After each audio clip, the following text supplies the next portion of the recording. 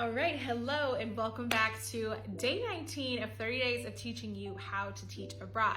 Today we're going to be talking about building relationships. Now obviously relationship building is important for pretty much any profession that you go into, but especially when you are moving to an entirely new country, an entirely new place, it is so important to focus on the relationships you build with your students, your parents, and your colleagues. Now, of course, you're not gonna be BFFs with everybody, right? Let's be realistic, but there is lots of opportunities for you to get to know the people that you work with. Like, for example, I enjoy running, and I found out that some of my other colleagues enjoy running, and we all signed up to do the redo races. They do like a 5K, a 10K, half marathon, and marathon.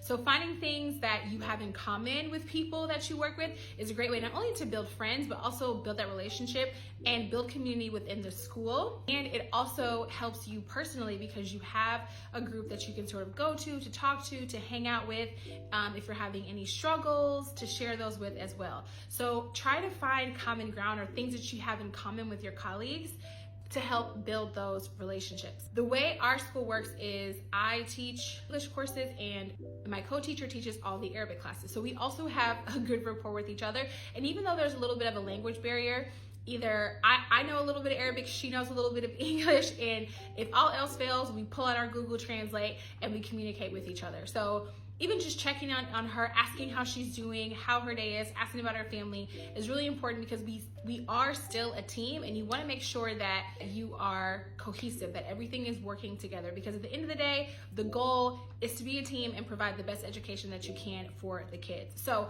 make an attempt is basically what I'm saying. It can be hard, it can be nerve-wracking, it can be a little bit scary, but all you have to do is try. Building relationships with your students. Your students are gonna be so excited to learn things about you, especially if you come from a place that is totally different from them. I feel like my kids learn something new about me every single day. They wanna get to know you. They wanna know where you're from. They wanna know about your family. They wanna know what you like. Like, I've had parents tell me all the time, oh my God, she comes home and she tells me everything about you. She knows that you like to run. So share things, obviously, within an appropriate manner.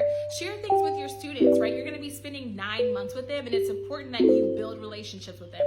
And also listen to them, understand what they like, understand what they enjoy. Like, I know, for example, one of my little girls loves horseback riding. So every once in a while, I'll check in on her, asking how her horses are doing, or has she had any races, things like that. Like in a regular relationship, you buy into people so they buy into you. It's a give and a take. So make sure that you are actually making an attempt to understand your students and know them beyond the classroom, because it's really gonna let them know that you care about them and that you're listening to them when they share things with you. And then the last one is also building relationships with your parents. One thing that I highly suggest is sharing things with your parents that the student is doing well, so that in the event that something negative does happen, that's not the first time they hear from you. So either I do it through we use a system called Toddle. I'll send a message, hey, so-and-so did really good at this. Or if I see them at pickup or drop off, oh my God, so-and-so was doing amazing at this week. She worked really hard on this. Try to check in with your parents as much as possible, and also check in on them. Like, for example, one of my moms just had a baby, so when she comes, I'm asking how she is, how is she feeling, how is she healing, how is the baby? Just letting people know that you do care, because you do. They're trusting you with their children. They're trusting you with your children every single day. So it's important that they understand that you are caring, you are genuine, and you are worried about their child and their child's well-being. I hope this video was helpful talking about building relationships. If you have some other tips about building relationships, drop them in the comments below, and I will see you for the next video where I talk all about professional development.